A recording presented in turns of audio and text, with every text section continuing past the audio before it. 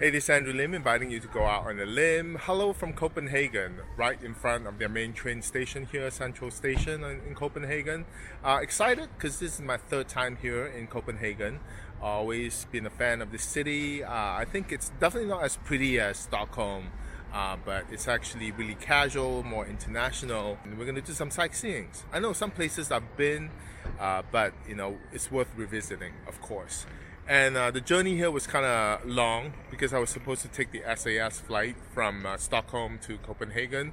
And the flight was like 70 minutes. But of course, the pilots decided to go on strike an hour before my flight. So I ended up taking a bus, a midnight bus, leaving Stockholm at around 11:59 p.m.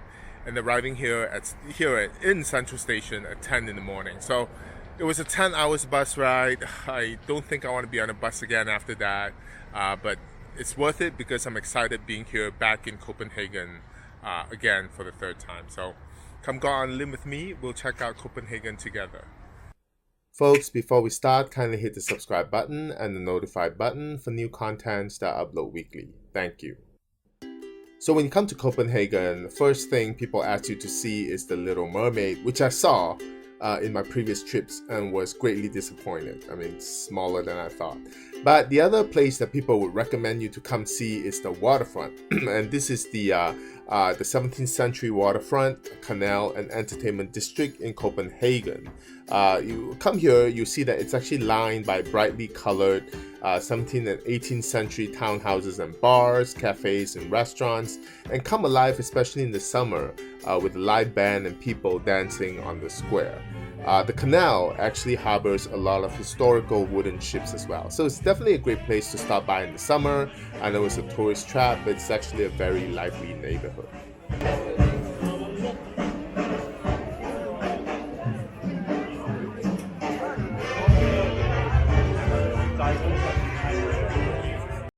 Copenhagen has a great transportation system, from regional train where you find plenty of space to put your bicycle, to city subways where you can always get a great thrilling ride, especially if you're seated at the very front of the subway car.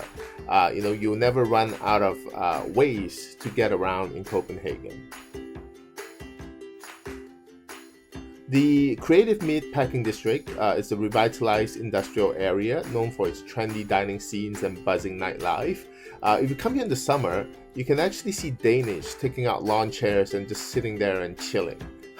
It's actually a sight to behold. But because summer only has a short time span in Copenhagen, and so people will actually enjoy every day, every moment that they can in the summer.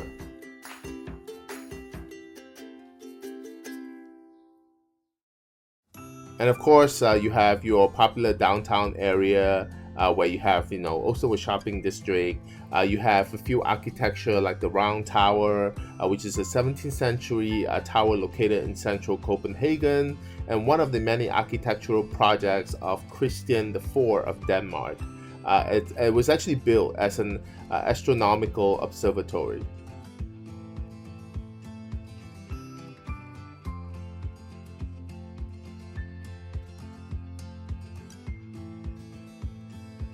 But I actually really love this food hall. It's actually an urban covered marketplace featuring stalls of local produce, gourmet foods, beverages, and dessert. And of course, you have your local butcher selling the best meat cuts.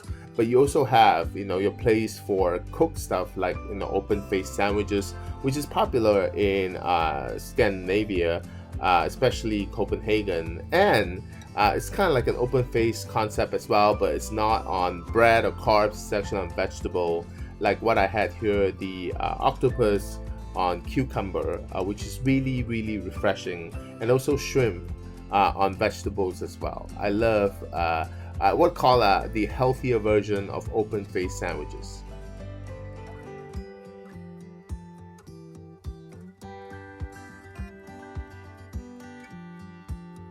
When you come to Copenhagen, one of the places that you cannot miss, especially in the summer, is Tivoli Garden.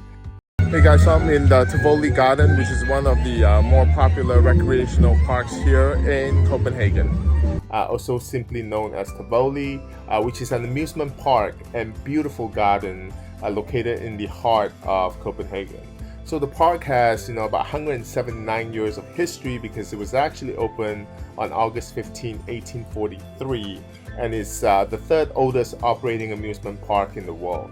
So here you can find your standard carnival-like setup with different rides, and also beautiful pond or lake, theater for free performances, concerts. People just come here and chill, there are lawn chairs to sit on. I know lawn chairs everywhere in Copenhagen. People love that. Just, people just come here and hang, with the beautiful, beautiful rides.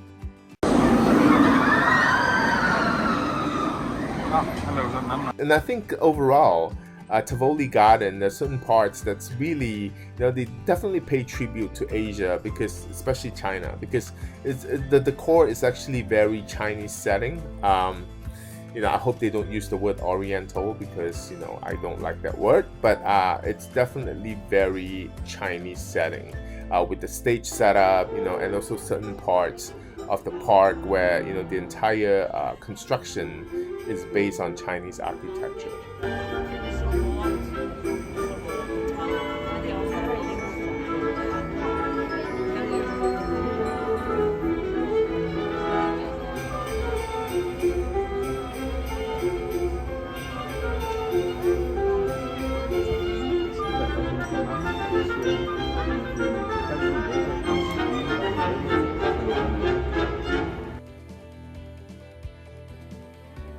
But if you don't want to go to Tivoli Gardens, there are many, many parks in Copenhagen where you can actually get in for free.